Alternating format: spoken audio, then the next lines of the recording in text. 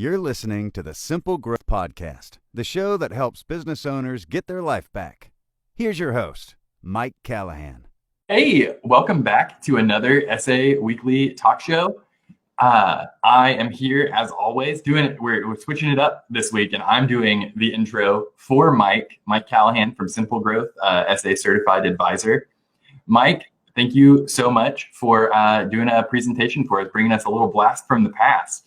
Yeah, absolutely. I'm going to be talking about dominate your market, the blueprint for action. And I'm going to pop the screen here so you can actually see the slide deck. But basically an updated version of my SA5 talk, and give you a little background of the talk. And what kind of precipitated this was Jonathan Potoshnik, the co-founder of Service Autopilot and of the Lawn Care Millionaire, created a conversation about going out and dominating your market. This was basically step 2. So this was the Jonathan talked about the overall theory of going in and dominating your market. And then what I did is what you're going to see here is how to actually take Jonathan Potoshnik's theory of dominating your market and actually how to use that theory and actually utilize it by utilizing Service Autopilot as your tool to go out and dominate your market, as well as some other things as well. So we're going to be talking about how to sell gateway services over the phone, offline marketing, and going to give you some examples how in my company, Callahan's Lawn Care, we went out with 9 different pieces and actually had a little over 300,000 direct mail pieces, Cody. And that's right, 300,000 literally in about a month and a half.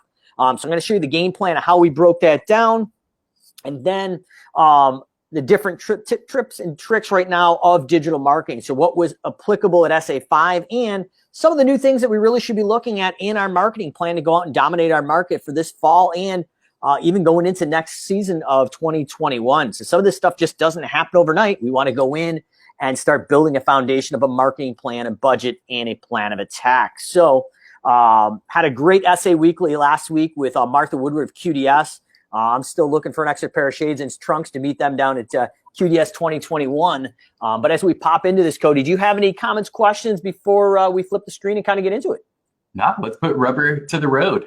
All right, perfect. So, like I said, we're talking about the continuation of Jonathan Potoshnik's talk. And what Jonathan's talk really talked about is really focusing in on making some actions happen in your business to actually really grow out and dominate and outscale your competitors. But one of the things that I at least learned in my business is that if we're going to go out and have rapid and excessive growth, just like we did at Callahan's and even at SimpleGrowth, where we scaled a little over 467% in Q1 of last year, and very similar growth again in 2020, there was certain things that I'm going to want to dive into before we actually go into the blueprint. And the first thing we're going to talk about is the bottlenecks of growth and how to overcome them. And especially right now with COVID, we've got some issues going on with labor, to say the least. So we're going to go in and show you how to tackle the labor and creating that virtual bench. And the second part of the things foundational you really want to set up your business before you grow that business is your office and the workflow, particularly in Service Autopilot, but really the whole workflow. So the biggest I guess one of the biggest pivotal points in my learning was when I actually had the ability to go out to Service Autopilot's original office. And it was like in a strip mall, basically. But development was on one side of the parking lot, and support and training was on the other side of the parking lot. But it was interesting because it was myself, Jonathan Potoshnik, obviously, and Garrett Matthews and Chad Cranston, amongst 2 other individuals. But that's when I met Garrett and Chad, and that was pretty instrumental in the way I looked at business and how I wanted to go out and outlearn my competition. But really unique situation in the early days of SA. You could pay a decent chunk of money, but actually have a 2-day or 2.5-day sit-down roundtable with Jonathan. And the one thing that I went there and wanted to learn was, as we were about to scale to $1 million and beyond, how do I set up my internal office to handle the influx of phone calls and estimates that are going to happen? Because I knew if we went out and dropped $35,000 or $40,000 in estimating or in marketing and had an influx of estimates, the wheels would have fell off the business immediately. And one thing Jonathan talked about in his talk, which was interesting, is test the waters, don't go all in. I made the mistake of literally dropping $30,000 to $40,000 over about a month and a half period in New York, and the phones exponentially exploded. Thankfully, I had learned from Jonathan and the SA team at that roundtable how you need your software set up. And if you've been watching any of my videos, that foundational workflow of the flow chart of lead acquisition through estimating, through scheduling, billing, and fulfillment really is that takeaway, what I took away from those 2.5 days. So as we're diving there, I just want to throw a little caution to the wind. You want to test this in little chunks before you go out and drop $30,000 to $40,000 in an advertising budget, or whatever that may be, a substantial gain on what you're doing now. And if you're not doing any, and you're just maybe going in for a couple grand, you're still going to see quite an influx from what you're used to. So just be aware that that's the case. So foundationally, we want to make sure that office is set up correctly, and we want to look at the 3 major bottlenecks of growth. And we're going to focus on labor today. We need to address labor first and double down. So the 3 bottlenecks of growth are really growing fast without the right people, growing fast without knowing your numbers, and growing fast without enough cash flow. So either one of these 3 things will literally destroy you in the process. So the first thing is Jonathan talks about building and growing that virtual bench. And the idea is the methodology. So you want to really go out and constantly be recruiting for each person in position in your business before you need them. Because if you're looking for them when you need them, it's too late. So you want to go out and constantly interview once a week, I'd say at a bare minimum, for every position, and maybe even your own position. That's how I found my replacement of the gentleman that ran my business. But the idea is we're creating this virtual labor pool or virtual bench, and have the ability through an automation or even a manual process to be able to go in and sort down, hey, I want all my A applicants from the last 20 days or 30 days.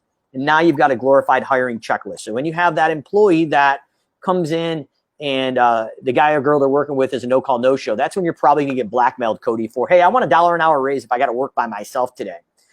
So it's going to guard you from your internal team right now. So you are back in control, but more in perspective of this talk is growing fast without the right people. You need that virtual bench, because when you slam the gas on for that sales machine, you are going to need to add bodies in there. So you better have that pipeline of ready employees ready to go.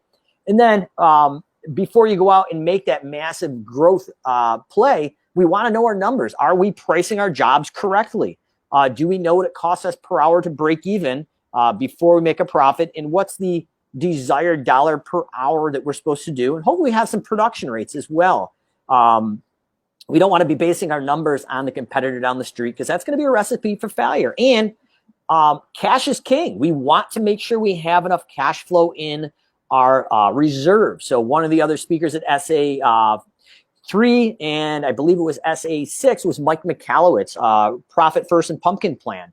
So what I really recommend is diving into Profit First and figure out what those cash flow allocations look like, and being able to see the ebbs and flow of your cash flow before you go in and make a really strong play like this. Because if you go in and double or triple, or even like SimpleGrowth's case, growing by 400% a quarter, if you don't have that cash war chest and have a projection of what your cash outlay is going to be, you can literally bankrupt your business overnight. So those are big things that we need to look at before we pump the gas on this exponential growth.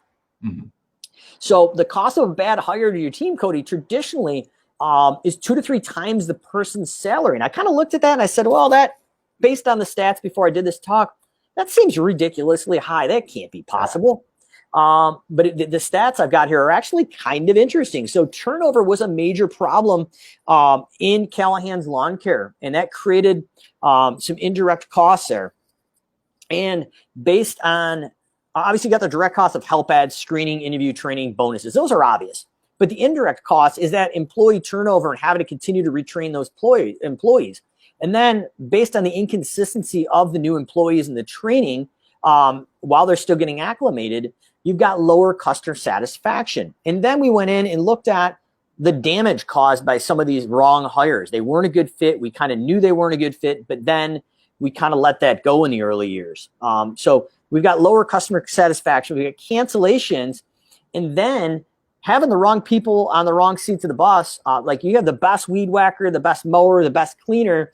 But if they're not a good fit for your business culturally and how you work, it's going to take your A players and probably drag them down to B. So you're going to have a loss in productivity and a loss in morale. So not only is it affecting the new folks you're bringing in, but can also negatively affect your core eight players on the team, because these things are starting to wear on them, because the weight of that is really going to be held on their shoulders. So as we're looking at, I kind of said, 2 to 3 times a person's salary from the stats all over the internet, the different books I was reading. That seems kind of crazy.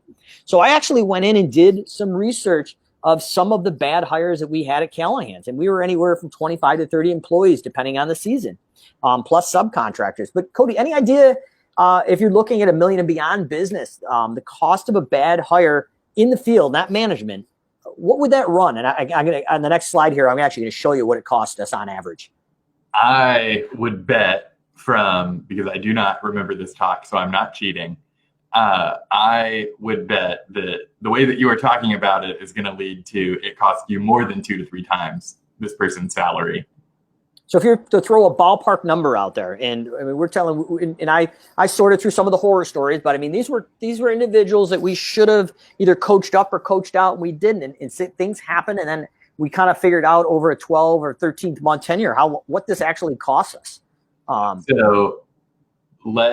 So taking into account like customer cancellation or like customer satisfaction, where like they don't like what you're doing week to week. So callbacks, complaints, got to go back. We didn't blow off the patio set, whatever that was. All of that. I'm going to say $100K. Pretty close. $125,000. So before we go out and scale that business, we need to make sure. And I'm reading off some notes here, but we figured it covered customer cancels, damage, projected production drops due to morale and motivation, kind of our budget versus actual. Mm-hmm. And then what we looked at is said, okay, well, based on that, we need to figure out how to fix our labor costs. So we went in and created a piece rate pay system. So we paid the guys and girls on a budgeted time, and they got paid for the budgeted time, not the straight time. Now, obviously, there's overtime rules and things you need to be applicable if you're watching this. But the goal for us was to actually get them more money than they would have even made with overtime. But what we were looking at is with that piece rate pay system, we were being able to generate per crew an extra $1,200 to $1,300 a week without changing a guy or girl on that crew or a piece of equipment. But what that did is it started to change the way we looked at hiring. And there was some very 3 distinct things that we came up with that actually helped. And I want to share those. And they're 3 low cost, high return hiring strategies. So the interviews are screening for values alignment. So I've used the example before, but I'll use it again because it really works. So one of our core values is we'll do what we say we'll do at Callahan's is one of the core values we had. So on a interviewing screening call, the office one of the questions it asks is like, hey, how do you feel if someone says they're going to call you back, but they never do? That's an alignment for our values. How are they aligning with things that we're actually standing for? Now, if they're like, whatever, it's not a big deal if they call me back or not, that's a red flag to us that that's not a cultural alignment. Then we had job descriptions that focused on the culture. So just like we'll do what we say we'll do, we had another one that was basically we give you the lifestyle you desire. It was actually twofold.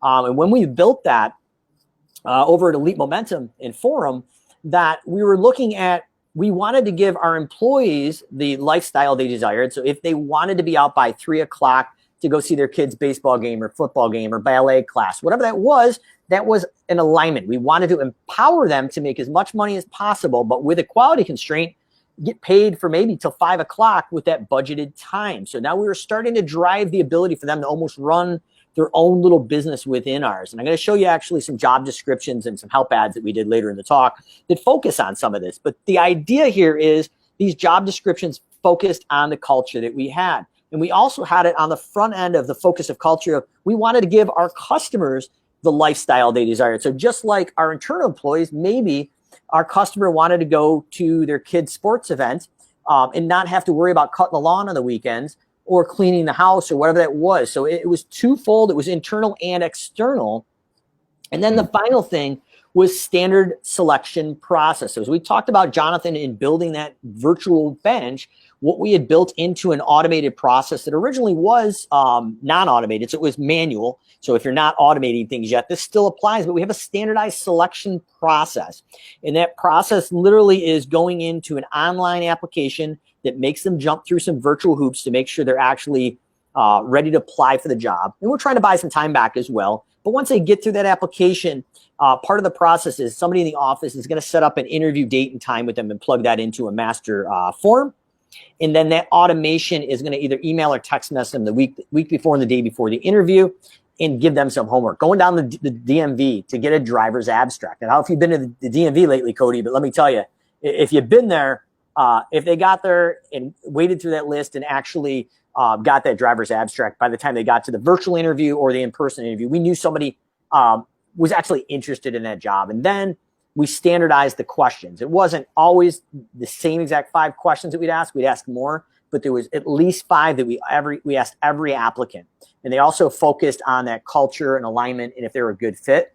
But the idea is we had a non-bias of at least 5 questions every applicant would get asked.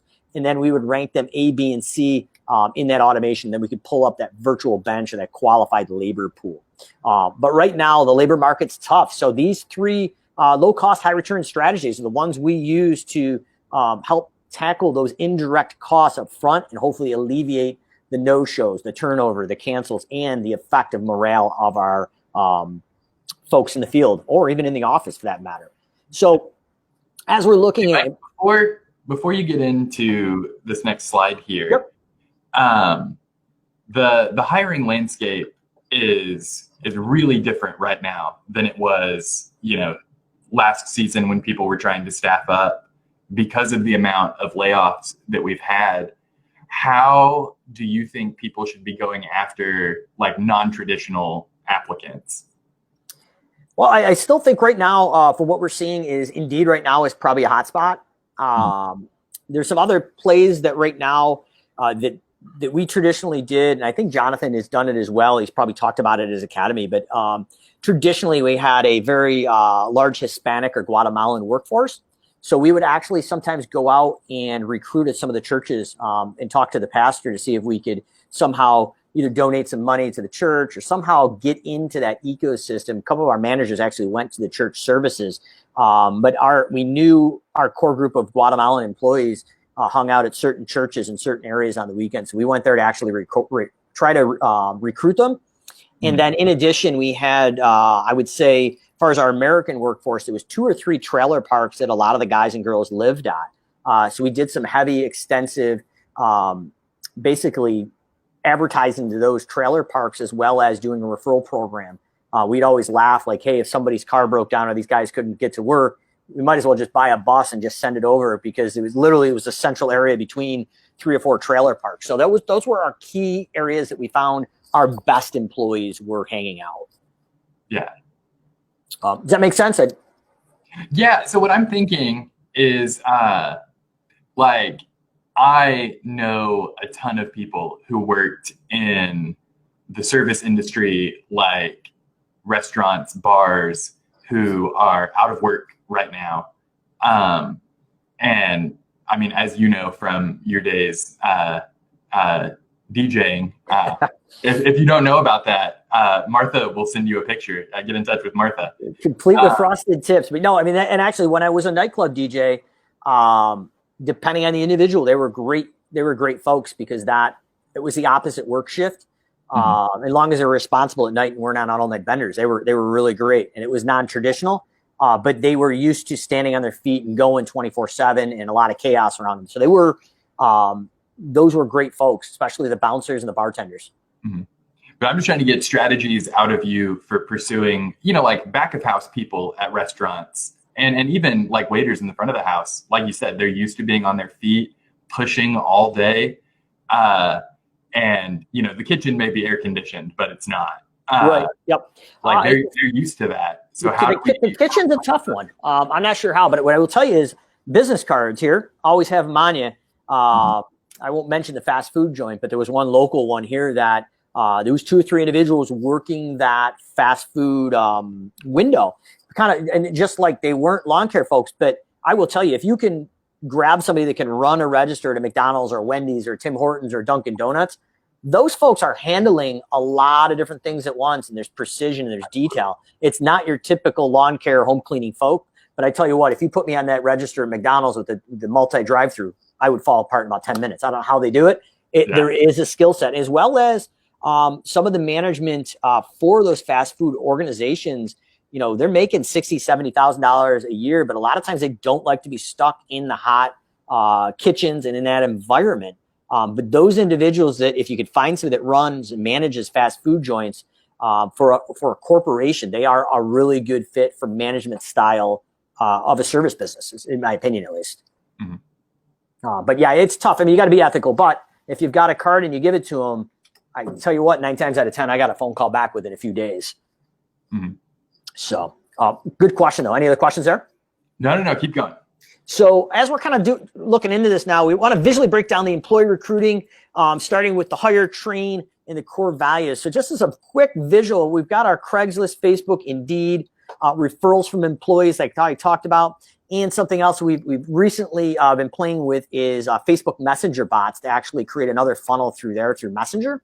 But the idea here is we want to get them in and we want to interview and align to those core values. And then we're going to go in and hire and onboard and reinforce those core values. And then once they're in there, traditionally, especially my company in the beginning, before we really invested in this, is we wanted to wow them and align with cultural values. And one of the ways we did that was reinforcing public service and different things we did. But a lot of times, once we get somebody in the bench and they're working for us, we kind of forget to reinforce those core values. So those are things that are important to continue to reinforce and keep them engaged and believing in not just a paycheck, but what you guys actually stand for. So as you mentioned, Cody, said maybe we've got traditional or non-traditional employees now that we're going out to recruit. So how do we attract and sell your company to the right prospects, but not the wrong ones? So this was in the early days of Callahan's here, but we had dug it up, and snow removal professionals, the lifestyle you desire. So that is what we're standing for. We've created a company video here, and I'll break down what I included in this, but this is still very applicable right now. But the main thing is, what are we looking for? So we set the example of either whether you're a subcontractor or employee. There's 2 different ads we ran, but we dialed in what the day in the life looks like. And what are you going to be doing? What you'll need to be successful. And if you want to stand out here and really excel, these are the things you're going to need. So we broke those down into what are we looking for, what you'll be doing, what you'll need to be successful, and you'll stand out here if. So these things through an interview, when we start hitting on these major points, start to figure out if they're a cultural fit and if they can actually hack the work of being outside. So in this video here, or slide deck, depending on how you do it, we used to have a big 60, 70-inch TV in the office, and we would do a Google slide deck or PowerPoint, or we had a recorded version when we standardized it and delegated it. But the idea here is it went through every position in the company and the pay rates and the responsibility. So we showed them that as they came into the company, there was literally no glass ceiling. They could evolve from the bottom all the way up to the top to my position. Eventually, I got replaced, so people could actually see the ballpark range of what my salary replacement would have looked like. And then we dove into some pictures here. So there's probably, I'm guessing, 12 or 15 vehicles here in the shot that we could fit with the guys in that morning. Near the end of it, we were around 19 or 20 trucks. But we had pictures of literally when we had 2 or 3 trucks, 5 or 6, 7 or 8, and then the whole entire fleet. So we showed as the business grew, everything kept growing. So we wanted to show that it wasn't just static. There was growth. There's a potential. Because a lot of times when people go work for a lawn care company, probably 95% of them, when they come in as a technician, they're really never going to go past that crew leader. We wanted individuals that want to grow their career. In addition to that, we had a picture of a guy with a hedgerow. It was actually my ex-brother-in-law, and he was trimming a hedgerow, and this thing must have been about a quarter mile long. It was 90 degrees out, and he looked like he was going to die. But we showed him the realities of the work, and there was a few other pictures of a guy pushing basically a salt spreader, and he had been out in a rain ice storm for 12 hours, and he was just soaked. He looked like a wet dog. But we built them up. We wanted to make sure in alignment. We also kind of wanted to scare out the applicants that, hey, this is out in the sun. You're going to get a sunburn. Like, it's hot. You may be carrying equipment for 10, 11 hours. You may be out in a snowstorm for 10 or 11 hours with some break state mandated. So we wanted to give them a taste of the reality.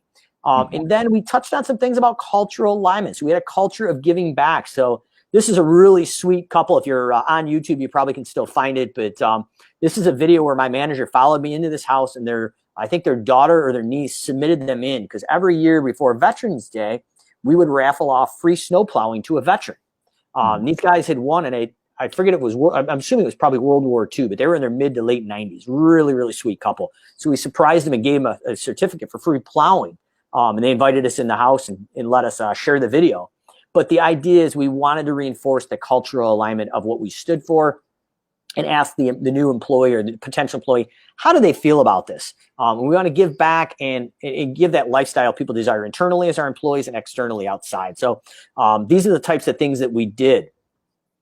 And then obviously we're constantly recruiting with that automated system. So I'm not going to get into the total details of the idea of the process, but we've got an English and Spanish landing page, and those are the job descriptions that fit culture.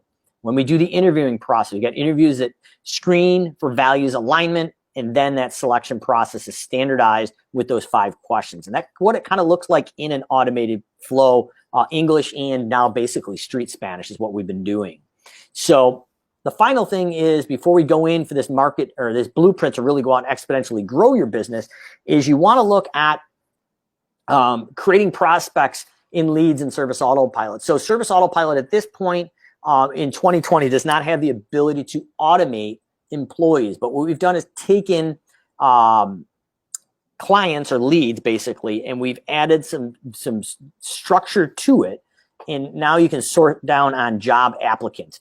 And this is something we built in Callahan's, and now we've repurposed at SimpleGrowth. But the idea here is now I can go in and filter down to those A, B, and C job applicants with a date range or a time filter. So we've created basically Jonathan Potoshnik's virtual bench all inside Service Autopilot. And foundationally, these are all the things that, in my opinion, you need to have your ducks in a row before we go out and dive into this life cycle marketing to dominate your market. So probably most people tuned in to figure out how to dominate your market, but I thought it was really ethically a thing I had to get into before we do it. Is you need that foundation, because if you go in and do all the things I'm going to show you here, the wheels are going to fall off if you don't have those foundations, especially the cash flow, knowing your numbers, and having the right people on the bench. So life cycle marketing is basically a way that we attacked our marketing. And really what it is we're going to talk to the lead or the client where they're at in the life cycle. And what I'm going to suggest is most businesses have 4 or 5 areas where they're literally physically taking the money in their business and dropping it in the trash can. And you can kind of see some of these little red cans here along the way. So on a real high level, I'm going to connect life cycle marketing and then show you the different pieces that we use to go out and dominate my market throughout the years. So right now we should be probably going out through Facebook, AdWords, 9-arounds. That's when you drop a pin on a house, that new lead comes in, and we market the 9 surrounding homes. Potentially banner ads, every door direct mailing, and now updated conversational marketing we've talked about, Cody, is Facebook Messenger bots that can automatically estimate pricing based off of the square footage at Zillow. So we've got the ideas, we're driving them into our website here. And if they're not ready to convert, we should have something called a lead magnet. I'm going to break down what a lead magnet is, but it's going to be a simple ask for first name, last name, and email that gets them inside Service Autopilot. Because if you're spending all this money on Facebook and AdWords and 9-arounds, you're driving traffic to that website. But if you're not capturing them, if they're not committing to an estimate, you're throwing all that marketing money away. So we're going to have a lead magnet so we can continue to nurture them. And when they're ready to buy, hopefully we're top of frame of mind. In addition, we really should have a Facebook pixel on the back end of your landing page or your website to go out and retarget them through a custom audience. These are things that can be set up very quickly and easily, and there's pennies on the dollar. But if you're not tracking a lead magnet and that Facebook pixel and retargeting that custom audience of people that have hit that website, that's one hole. Now, in your sales funnel, we really should have a short-term education and some kind of automated estimate follow-up. So this is very similar to what we do in 20 days to close. So we're educating them how to do the service themselves and whatever service they're interested in. But in that process, we're overcoming any sales or price objections. So we're shortening that sales cycle, and we're making the business owner the experts. We're creating a higher perceived value, so you can charge a higher price.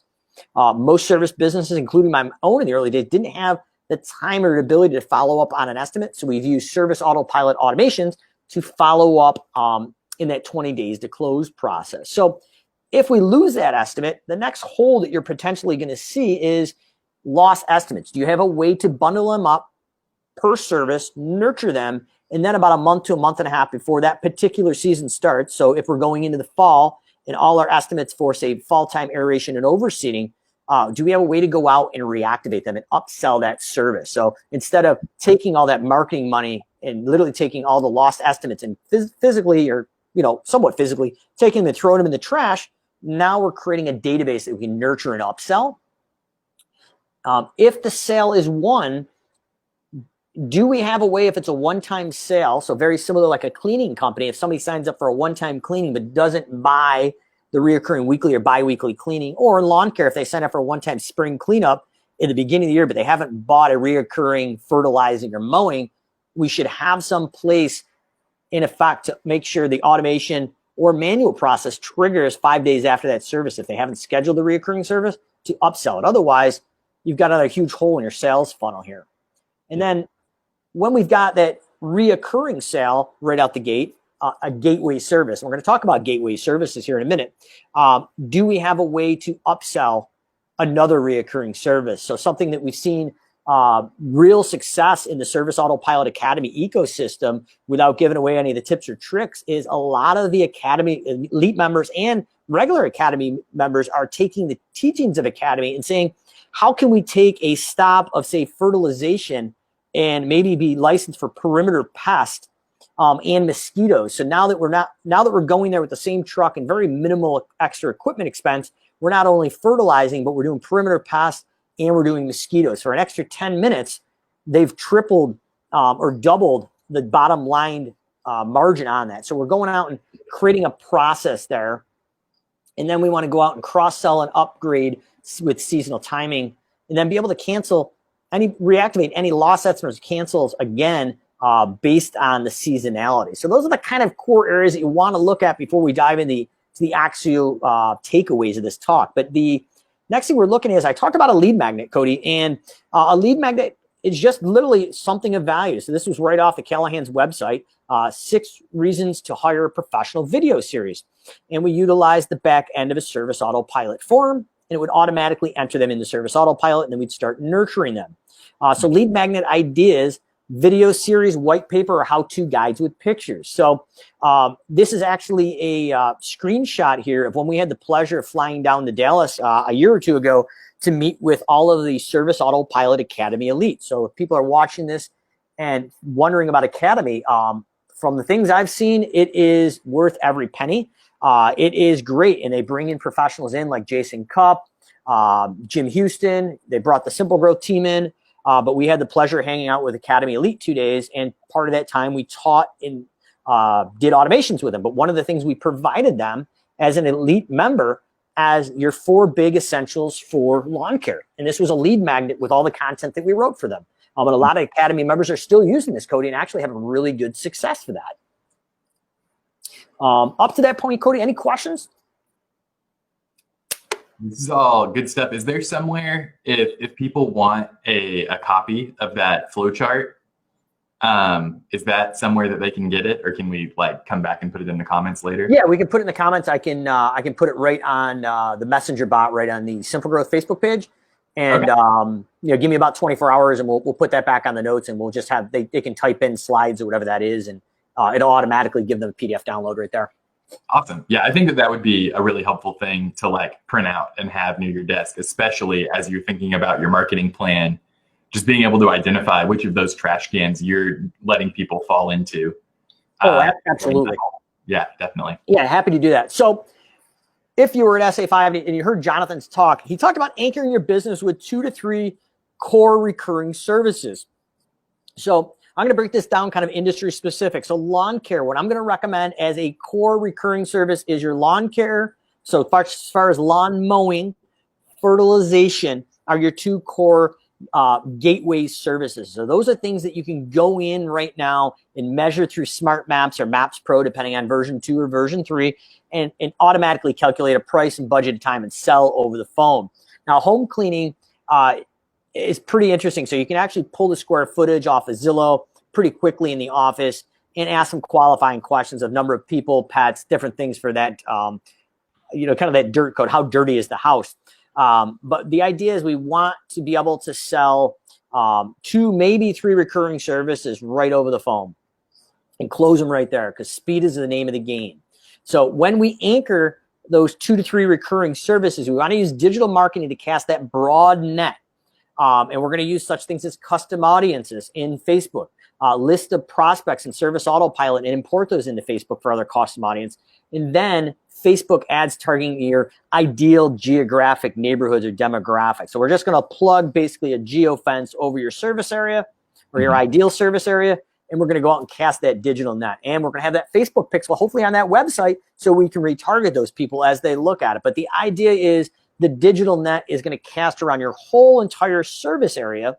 But now we're getting customers popping up over here, over there, Cody. And the name of the game is route density. So we don't want to be driving all over. So what we're going to do then is use offline marketing to zero in for route density. And the way we're going to do this is use Maps Pro to create a list. I'm going to show you how to do property-specific pricing. A couple things that we did at Callahan's. We had a list of over 10,000 homes being currently mowed by our competitors. So I'm going to break that down for you, how you can do that in your market before it's too late for the fall. And then we also use the SendJim integration for cards, gifts, and Ringless voicemail bombs. So we're going to cast that digital net out through Facebook and maybe pay per click. And then we're going to use offline marketing to focus in on the areas we're already at. Or if you're looking at the map, the big gaps between your dense areas so we can minimize that non-billable drive time. So we're going to dive in now, Cody, to show you how we use Service Autopilot to actually handle these objectives here. Hey, I want to point out one thing real quick about your Facebook retargeting. You have the pixel set up on your website. Anyone who comes through, no matter what source they're coming from, so if they're coming from an AdWords click, they're coming from their neighbor told them about your company, whatever that source is, if they have a Facebook account, they're getting put into your custom audience to then get followed around on Facebook by you. So that retargeting audience is so important because it helps you spend a little bit more, but it makes all of your campaigns more successwell. Okay, yeah, no, good input too. And I mean, I wasn't planning on it, but a couple of screenshots I have I know a couple of them are a little outdated just with the Facebook pixel because it's constantly moving, but I will give everybody an idea of where to find that stuff as well. And you may have some input as that, Cody. But the online marketing, that Facebook pixel, so use the knowledge you gather about them to build a stronger relationship. So target those users that have been to a certain page of your website if you want. So maybe somebody was looking at snow removal or lawn care or pest control. Go out and you can basically dial into certain pages or all the pages on your website. Track how many visitors converted after seeing a particular ad on Facebook. And then the stats, most new sales take about 43 days to convert into a customer.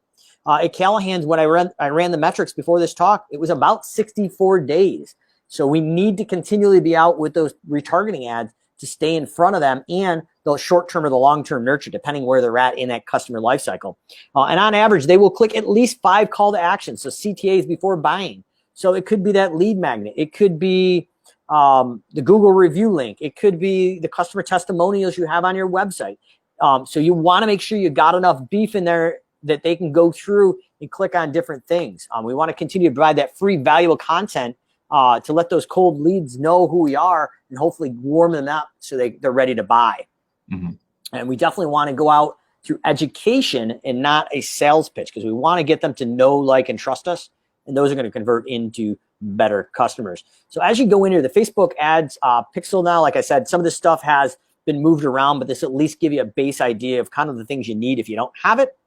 So right now we're going to go up and set the pixel here. And we're going to select our campaign objective. So most people are driving brand awareness or messenger right now.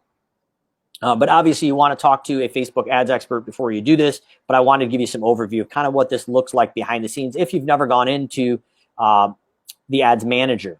So next thing is we want to go in and name the campaign, make it something with a standardized naming convention so you can go back historically and see what it is. and it makes sense. And then we want to go in and grab that pixel, and it could be from any URL on your website, or it contains this. So people have visited the specific web pages in the last 30 days. I believe, what is it, 180 days that can be retargeted now?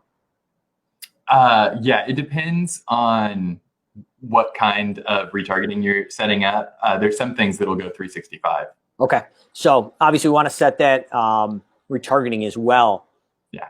And then we want to downsell our gateway services. So we're going to sell those core services like the lawn mowing, the fertilizing, or the cleaning over the phone. So we're going to utilize Maps Pro to measure the property or get the custom fields off Zillow for the home square footage for cleaning. We're going to create custom fields and store them in there.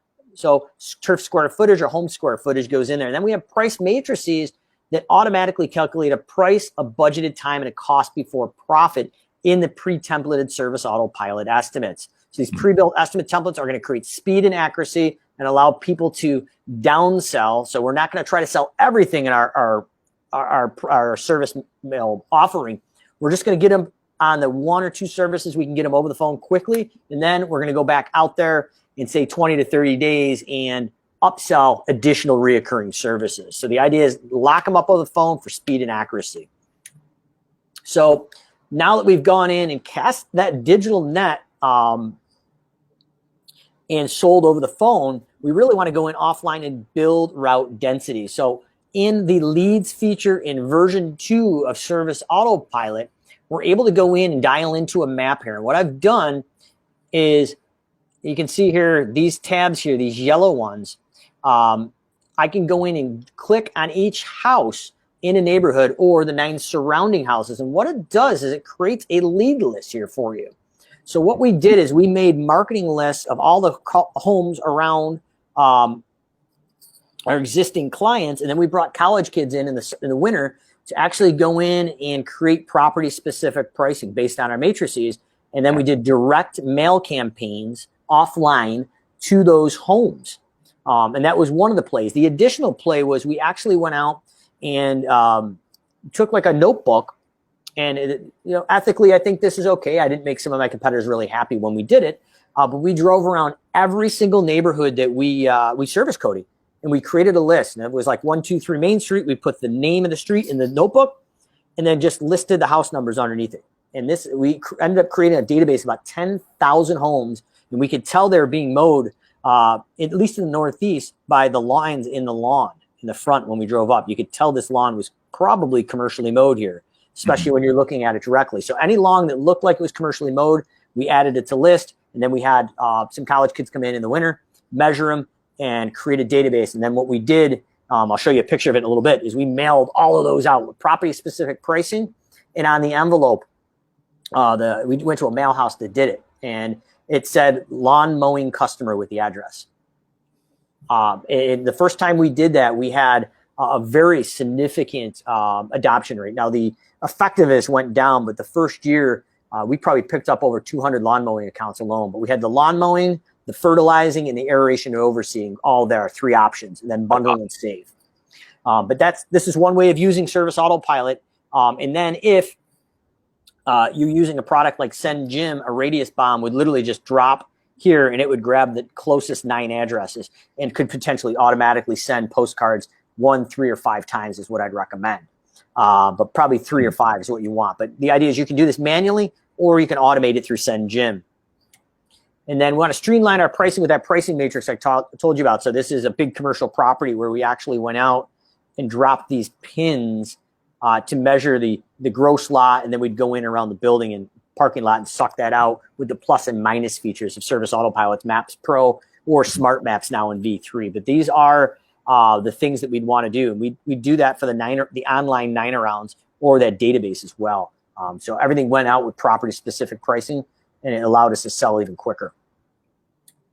So offline marketing, 3,000 or 300,000 plus direct mail pieces in one spring. This is a picture of what we did here, but the bags go way beyond here. But that's me in the background. Everything's stacked here, and all these bags are a portion of the direct EDM and direct mail piece that we did. So we had EDDM, every direct door mailing, and then we had property-specific mailing in there as well with services. And the key to this really is if you're going to drop a $30,000 to $40,000 spend, or even $3,000 or $4,000, you don't want to just take it out and push, say, 300,000 flyers out to 300,000 homes.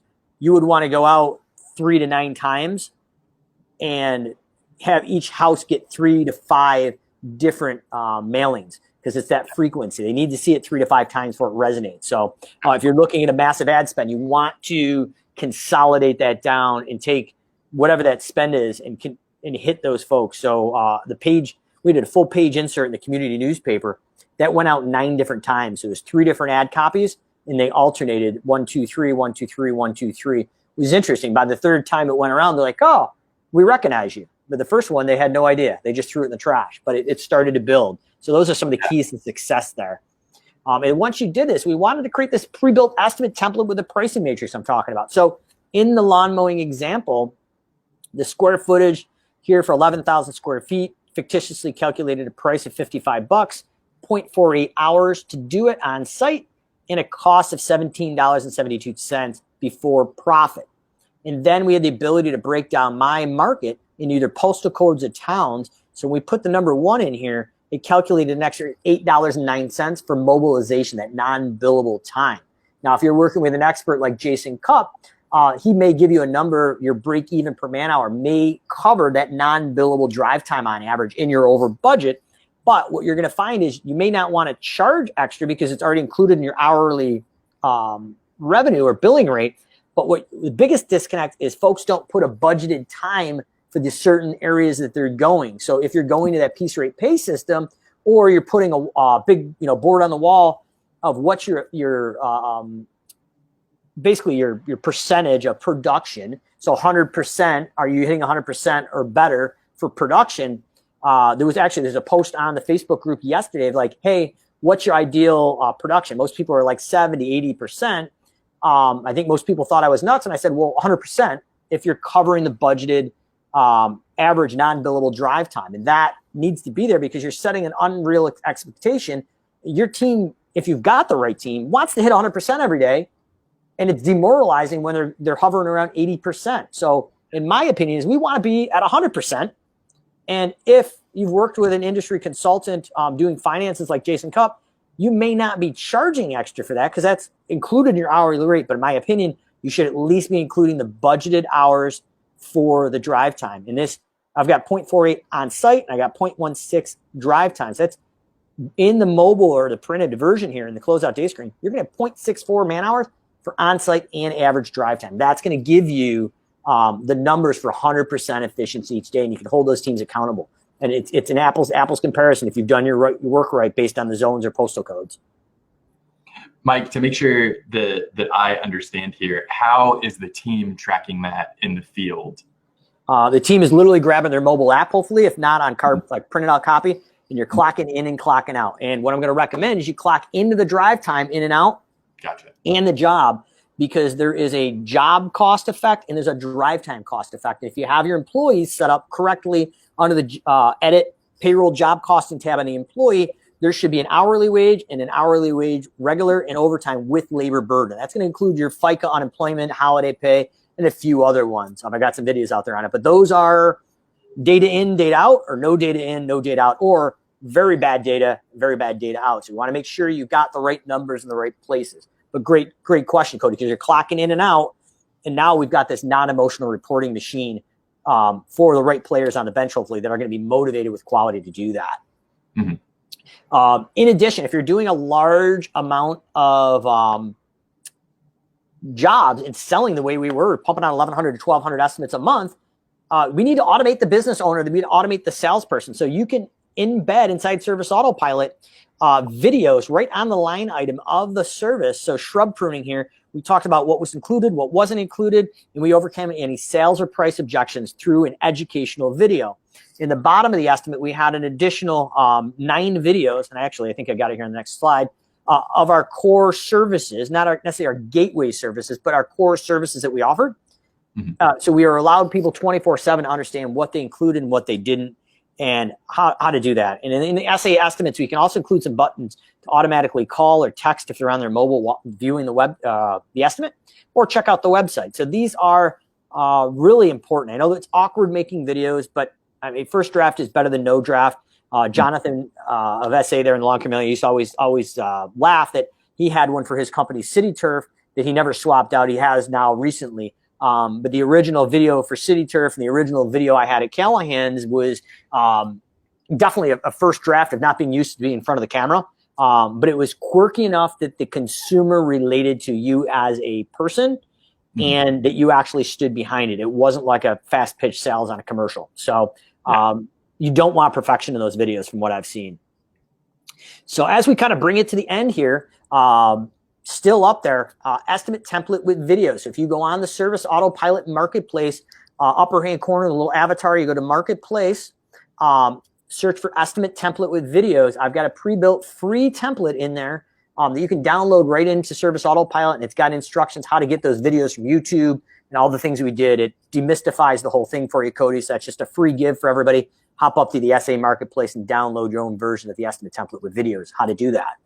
And it breaks down the other buttons too. So it's just a turnkey thing that we wanted to give for value here. Next thing we looked at is a Ringless voicemail bomb. So the Send Jim integration.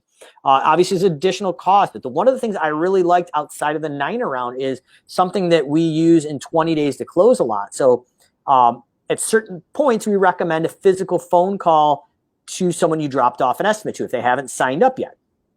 Well, if you don't have the time or you just don't want to make a phone call, Ringless voicemail bombs can automatically be triggered, and it hits the cell phone without ringing, but it looks like a missed call. And it would, in my instance, be like, hey, it's Mike from Callahan. So sorry I missed you. Calling about the estimate we dropped off 3 days ago. Lo and behold, it's exactly 3 days because the automation knows that.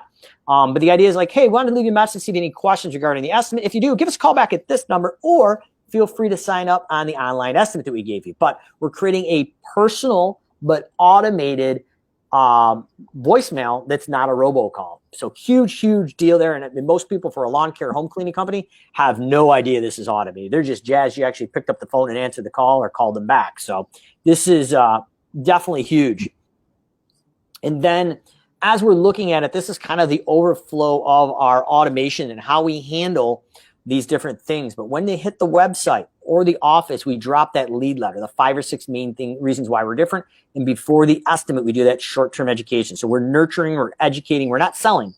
Once the estimate's done, we're focusing on conversion, that 20 days to close, automated estimate follow-up will be automated text, email, and phone call, or Ringless voicemail bomb. Once the estimate is won, we've got an automated process I call Welcome and Wow, but we're going to nurture and get that credit card on file automatically through a PCI compliant form through Clarent, which works really well, tokenized, it's great.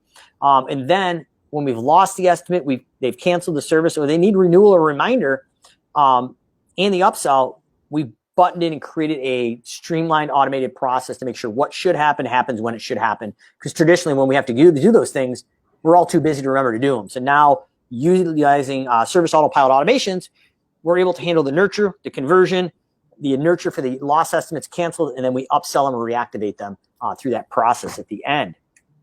And bringing it home, last part of nurture is like we're going to provide that free, valuable information that people want and need. If you had been to, I believe it was SA5 with Marcus Sheridan, he talked about how people buy now and how if you're not providing the information live on your website and in video and social media, they're going to continue looking to the next competitor that does. So this is something that when I had the pleasure of speaking before Marcus, he gave a couple kudos after I got off the stage because we had been doing this for probably 6 or 7 years, very similar to Garrett Matthews in the SA ecosystem as well. But these things work. So if you're not creating free, valuable information through either written text or video, you really need to start doing it because we need to nurture them.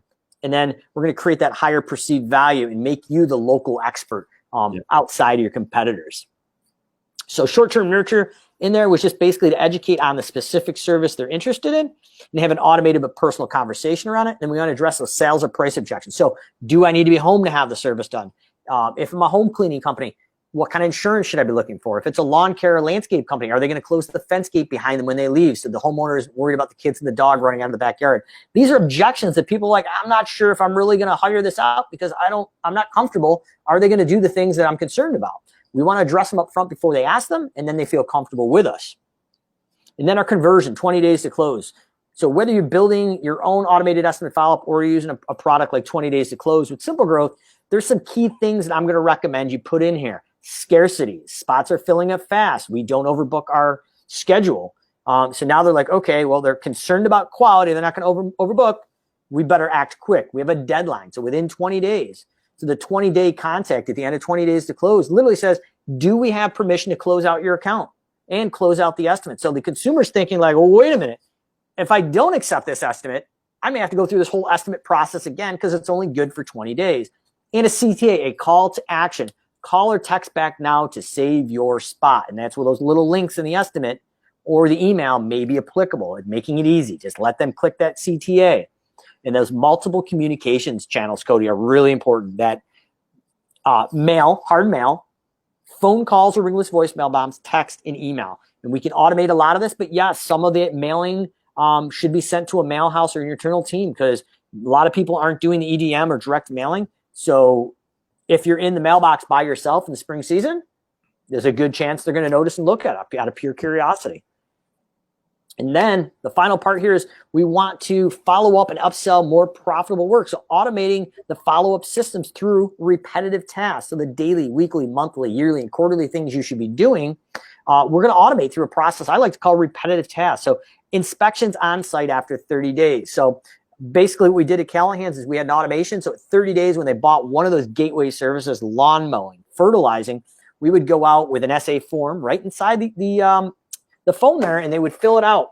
But basically what we were doing is we were, yes, checking the quality, but we were capturing through an on-site estimate form the square footage of the bed, the number of small, medium, and large shrubs, all the services that we could provide at that home. We collected the data in custom fields, and in that form, now the automations could trigger and pull that data out, and we could upsell throughout 12 months of the season based on the information we got. So we're going to sell the service over the phone so we don't have to do an on-site estimate.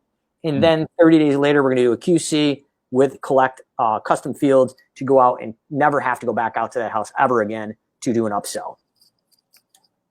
So seasonal upsell examples based on the timing of the season: weed control, grub control, aeration and overseeding, deep cleaning for the home cleaning industry before the holidays. Yeah, you may be getting a weekly or bi-weekly clean, but a deep clean is literally going to go through and take care of the baseboards, the shades, everything else in the house. And in addition to that, we can upsell some additional services in home cleaning, far as stove cleaning, refrigeration cleaning. Those things are going to need probably done for the holidays. You don't want your relatives and your guests to see what a mess the fridge has become in the last 12 months. So we're going to take those one-time to reoccurring service and increase that client lifetime value.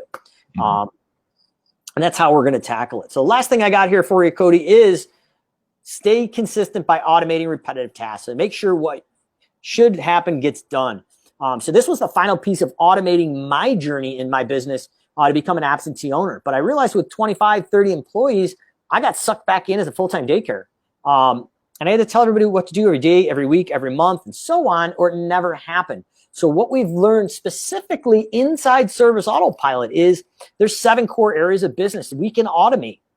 And they are sales, customer service, scheduling, billing, office manager, maintenance, and yes, owner. So the owner should be holding themselves accountable for things like taxes. Maybe they have to do quarterly tax returns. Whatever that is, hold yourself accountable. And what we've done, for a real brief example, as a last point here, is if you had a salesperson, say his name's Dave. Dave's job is to do all his estimates and make his follow-up phone calls. If we're doing manual phone calls for follow-ups, if Dave doesn't do his job, I'd say 5 or 5:15, the automation would either text message him or email him and say, hey, Dave, you didn't do your job. This is what should have been done. And then based on the severity of that, the way you would set the automation up, the automation would either email or text message the manager or the owner letting us know Dave didn't do his job. But the whole idea is Service Autopilot, and the automation tells people what to do every day, every week, every month, every quarter, and annually. And if it doesn't happen, it pulls the appropriate person in to handle it, and it alerts the person responsible that they should have done it and they need to get it done. So I know that was a lot all at once, but foundationally, we want to work on that labor pool and that labor bench and make sure we don't have those 3 pitfalls of cash flow, knowing our numbers and the right people. And then we can go on through online marketing, cast that digital net, and then offline marketing to build route density. We really want to focus on selling those core gateway services that we can sell over the phone and then go back 20 to 30 days later on site, collect all the information, and upsell those reoccurring services. Just like the example of going out for the fertilizing and then going to upsell the pest control with the mosquito control. So you're there an extra 10 minutes, but you've tripled your revenue. So that's all I got for you, Cody. I know it was a crazy SA Weekly here on this lovely Friday afternoon. All good info. Absolutely. Any questions before we wrap it up? I know you got to go. I appreciate you hanging out with me here for the last hour or so. Oh, no problem. Mike, I think that was all good stuff. I'm excited for people to let us know how they implemented it. By way of reminder, Mike is going to have it set up. If they send the SimpleGrowth page a message, they'll be able to get that flowchart from you guys. Yeah, absolutely. So if you go in, it's SimpleGrowthSystems.com. Mm-hmm. Give us like an hour or two. I'll have my automations team hop behind it. Actually, brand new look to the website too. I'll actually pull it up on the stream so you can actually see what I'm talking about. So we've got the new look of the website here. Finally, we're the shoemaker's kid, but now you can see it here. This chat bot pops up. If you go, you can either continue as yourself in Facebook or a guest. So that's another huge thing right now with that online digital marketing. The Facebook bots that we've been building here will now act as a chat bot or chat help feature or automated quoting. But the cool thing is now it doesn't matter if they're Facebook Messenger or Facebook person. You can go in as a guest and you click that. Once that pops up where it says ask a question here, just put SA Weekly slides and somebody on my team will fire off you a PDF, and we'll obviously automate that in the next hour or two. I didn't think about providing that, but that's a good move, Cody, for sure. You should print it out and put it next to your desk is what I'm saying. I think that it will be super helpful for you to keep in mind as you're working on your marketing plans, especially going into fall upsells. What is the hole that I'm letting people fall out of? So if we're going to give homework on here, your homework is to go find those holes. Absolutely. Well, I appreciate it once again. SA Weekly Talk Show come back live every week, 1 p.m. Eastern, 12 p.m. Central. Cody, I will let you take it away because you did me a favor of actually running the helms today, and I'm just running the technology. So that's beautiful. So, all right, guys. Well, we will see you next week. We should have an exciting guest. All right. See you next week, 1 p.m. Eastern, 12 Central. SA Weekly Talk Show. Mike Callahan, Cody Owens. We'll see you next week. Yeah. If you like this show, you might want to check out our resources at www.startsimplegrowth.com. While you're there, enter to win an estimator chatbot. Mike Callahan is available for private coaching.